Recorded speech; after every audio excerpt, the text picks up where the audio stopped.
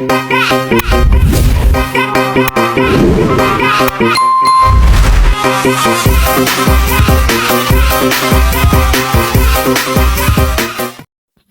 teman-teman, balik lagi dengan saya Sri Ainurpia. Sebelumnya saya pernah menjelaskan di atas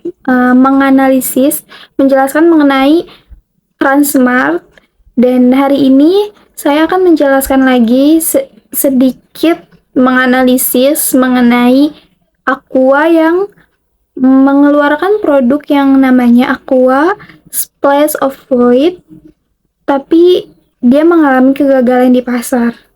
Yuk kita cari tahu kenapa bisa Aqua Splash of Fluid itu gagal di pasaran. Baik, sebelumnya di sini saya akan menjelaskan kurang lebih ada 15 poin dari mulai latar belakang dan juga kesimpulan. Yang pertama, latar belakang mengenai Aqua. Aqua merupakan merek air minum dalam kemasan atau bisa disingkat menjadi AMDK terbesar di Indonesia dan telah menjadi market leader selama puluhan tahun. Merek ini identik dengan kemurnian, kualitas tinggi, serta keamanan konsumsi dalam kondisi pasar yang semakin kompetitif.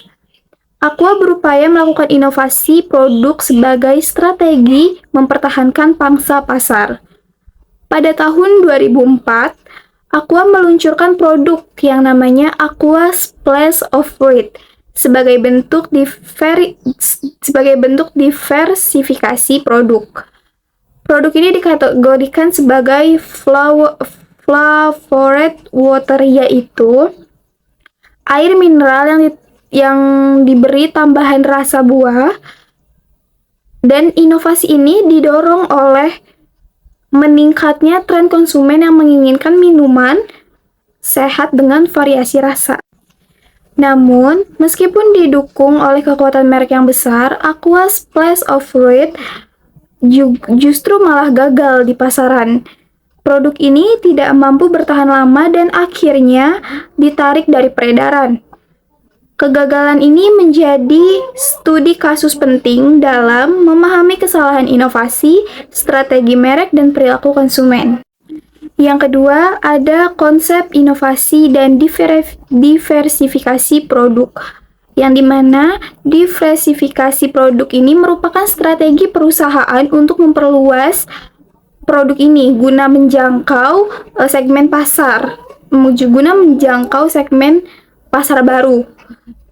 Namun dalam teori pemasaran, diversifikasi dapat meningkatkan peluang pertumbuhan, namun juga mengandung resiko tinggi.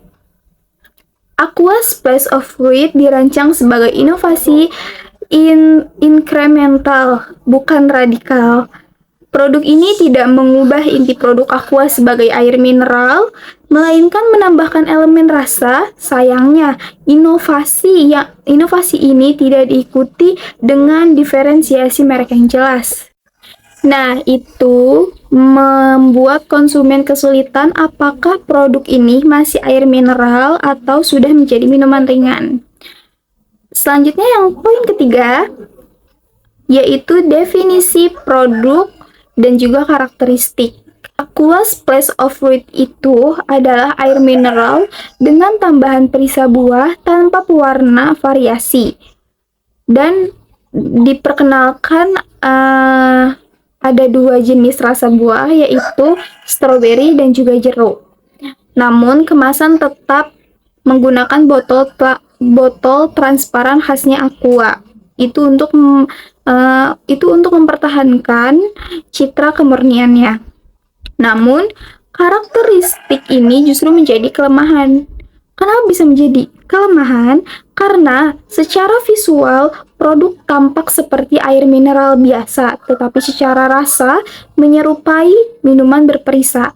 Nah, ketidaksesuaian ini yang menciptakan kebingungan persepsi di benak konsumen. Selanjutnya poin yang keempat, yaitu ada segmenting, targeting, dan positioning.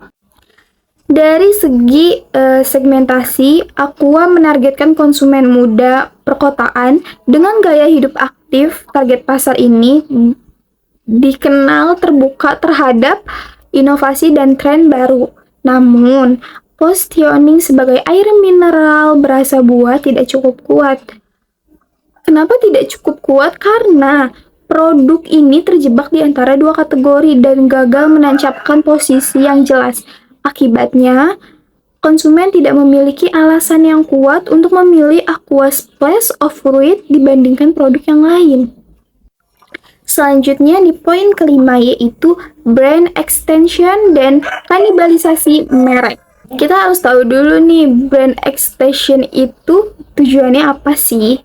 Jadi, di sini aku mau ngejelasin tujuan dari brand extension, yaitu memanfaatkan kekuatan merek untuk produk baru.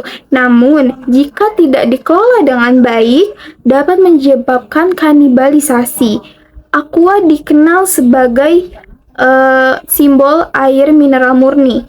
Ketika Aqua meluncurkan produk berperisa, citra kemurnian tersebut menjadi kabur. Sebagian konsumen mulai mempertanyakan konsistensi nilai merek Aqua. Lanjut kita poin yang keenam yaitu psikologi konsumen dan visual taste paradox. Dalam psikologi konsumen, warna berperan sebagai sinyal awal dalam membentuk ekspektasi rasa. Rasa buah umumnya diasosiasikan dengan warna tertentu. Aqua Splash of Fruit tetap berwarna bening meskipun memiliki rasa buah. Hal ini menimbulkan disonansi kognitif, yaitu ketidaknyamanan psikologis akibat perbedaan antara ekspektasi dan realistis. Pengalaman konsumsi menjadi tidak menyenangkan dan menurunkan niat beli ulang atau menurunkan konsumen untuk membeli kembali barang produk. Selanjutnya di poin ketujuh itu ada persepsi kesehatan dan kandungan produk dalam Aqua Splash of Fruit, yang dimana konsumen membeli Aqua karena persepsi dan alami. Namun, pada Aqua Splash of Fruit mengandung gula dan bahan tambahan pangan.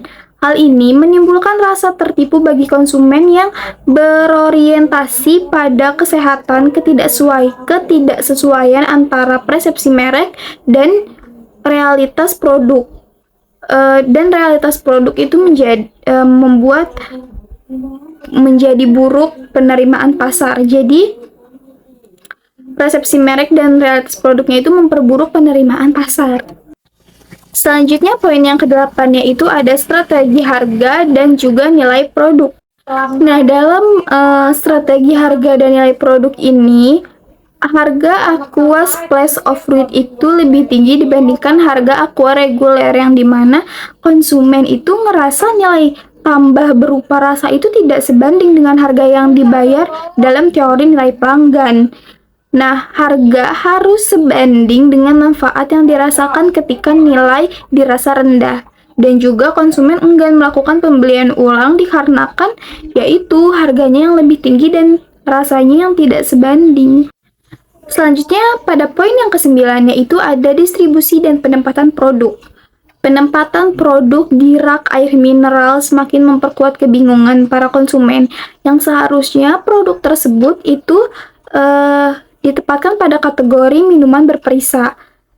Namun, kesalahan distribusi ini membuat konsumen salah berekspektasi sejak awal pembelian. Nah, selanjutnya pada poin yang ke-10 yaitu analisis kompetitor, yang dimana pada periode yang sama, pasar dipenuhi minuman isotonik dan juga jus buah. Produk-produk tersebut memiliki manfaat dan positioning yang jelas, sedangkan Aqua Splash of Fruit kalah bersaing karena proposisi nilainya tidak tegas.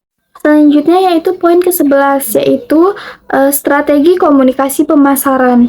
Komunikasi pemasaran Aqua Splash of Fruit lebih menekankan gaya hidup aktif. Namun, edukasi mengenai konsep produk sangat minim. Akibatnya, konsumen tidak memahami keunikan produk dan manfaatnya. Selanjutnya pada poin ke-12 yaitu kita bakal bahas kesalahan riset pasarnya, yang dimana riset pasar kemungkinan dilakukan dalam kondisi terkontrol. Namun perilaku konsumen yang sangat dipengaruhi kebiasaan dan persepsi lama sehingga aku gagal menggali faktor psikologis jangka panjang seperti loyalitas dan juga pembelian ulang. Kekuatan utama Aqua Space of Fruit itu adalah merek Aqua, dan kelemahannya adalah rasa tanggung dan harga tinggi. Harga tinggi peluang datang dari tren minuman yang sehat, sedangkan ancaman berasal dari penolakan bahan tambahan.